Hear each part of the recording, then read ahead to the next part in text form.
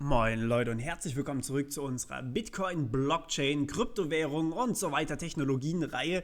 Und ja, heute wollen wir uns angucken, was Wallets sind. Das heißt, wir starten so ein bisschen ein neues Unterkapitel, denn Wallets sind schon eine relativ komplexe Angelegenheit. Man denkt immer, die sind relativ simpel eigentlich anzusehen, aber da steckt mehr dahinter, als man eigentlich denkt. Und zwar wollen wir zunächst einmal anfangen, warum gibt es überhaupt Wallets? Das wollen wir heute klären. Dann wollen wir uns angucken, was es für verschiedene Technologien dahinter gibt. Es gibt nämlich mehrere Arten, Wallets zu erstellen. Also wie werden die Keys erstellt? Das ist erstmal das nächste, was wir uns angucken werden. Und dann, wie sind die Wallets verteilt? Und anschließend wollen wir uns natürlich auch noch angucken, wie bekomme ich tatsächlich auch endlich mal ein Wallet?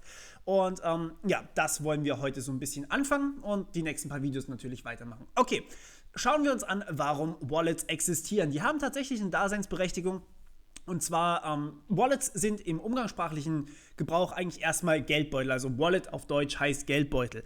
Das Problem dahinter ist, dass man natürlich im Fall von Bitcoin nicht wirklich einen Geldbeutel oder Geld im Endeffekt besitzt. Man hat ja nicht wirklich eine Coin tatsächlich zur Verfügung, sondern man hat ja einfach nur eine Sammlung von nicht ausgegebenen Inputs. Das heißt, Sachen, die wir bekommen haben, und die wir noch nicht wieder ausgegeben haben. Die werden auf der Blockchain einfach komplett eingesammelt.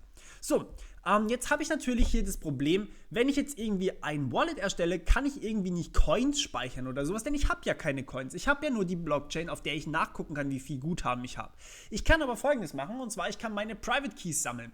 Und ja, hier Plural jetzt tatsächlich, ich habe mehrere Private Keys. Warum ist das gut? Also warum habe ich nicht einfach nur einen Private Key, einen Public Key und eine Adresse, dann reicht das auch. Naja, zum Beispiel, um Zahlungen zu unterscheiden.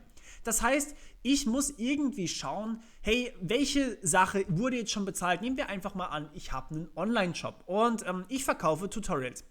Und zwar an Alice und an Bob. Alice oben, Bob unten. So, und jetzt habe ich eine Adresse, das ist dieser orange Schlüssel hier, auf den können die Leute Bitcoin überweisen und ich kann dann sehen, wer jetzt irgendwie ein Tutorial von mir kaufen möchte oder auch nicht kaufen möchte. So, sagen wir mal, Alice kauft ein Tutorial bei mir und muss dafür einen Bitcoin bezahlen. Das ist jetzt hier, damit es einfacher ist, habe ich jetzt einen Bitcoin hier genommen. Das ist überteuert, aber das dürfte jedem klar sein, heutzutage zumindest. So, und Bob kauft dasselbe Tutorial auch für einen Bitcoin. Und jetzt überweist mir Alice ein Bitcoin auf mein Konto. Und das ist dieser Geldschein. Bob hat noch nichts überwiesen. So, wie bekomme ich jetzt raus, an wen ich dieses Tutorial schicken soll? Das heißt, wie kann ich jetzt rausfinden, ob Alice schon bezahlt hat oder ob Bob schon bezahlt hat? Und da haben wir ein Problem. Denn Alice kann zwar behaupten, sie hat schon bezahlt und Bob kann das aber genauso behaupten. Denn die ganzen Transaktionen sind auf der Blockchain, wie ihr bereits wisst, öffentlich. Das heißt, jeder kann sehen, auf diese Bitcoin-Adresse, also auf diesen orangen Schlüssel hier, Sekunde, auf den hier, ist eine Zahlung eingegangen von einem Bitcoin. Jetzt kann aber auch jeder sehen, von welcher Adresse dieses Bitcoin hier eingegangen ist. Das heißt, jeder weiß, die Bitcoin-Adresse, die eben dieses Payment durchgeführt hat. Problem ist, wie kann ich jetzt rausfinden, ob das Bobs oder Alices Bitcoin-Adresse war, die diese Zahlung hier in Auftrag gegeben hat? Denn Bob kann ja einfach genauso die Adresse sehen. Der kann einfach behaupten, hey, das ist meine Adresse. Und ich kann nicht rausfinden, ob er jetzt lügt oder nicht. Zumindest nicht ohne weiteres.